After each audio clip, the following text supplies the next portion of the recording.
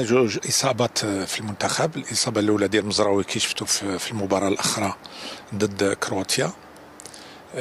تصاب على مستوى الفلون ديالو، الفلون غوش اللي ايسر، واللي قمنا له بفحوصات، ولحد الان ما يمكنناش نعرفوا واش غيشارك في المقابلات الجايه ولا لا. غيكون عندنا فحوصات اخرى غدار له، ومنها ان شاء الله غدا ولا من بعد غدا تكون عندنا النتيجه.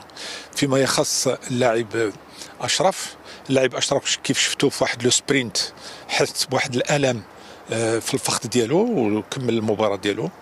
الفحوصات ديالو ما بينتش شي حاجه صعيبه، سي ان بليسيور ليجير. ولكن في هذا الميدان ديال الرياضه خاصنا نكونوا فيغ تري اتونسيون. غدا نعاودوا له فحوصات اخرى وعاد نقروا. باقي اللاعبين الاخرين الحمد لله كلهم في صحه جيده، ونتمناو باش تكون المقابله الجايه مزيانه والنتيجه ان شاء الله تكون في صالحنا.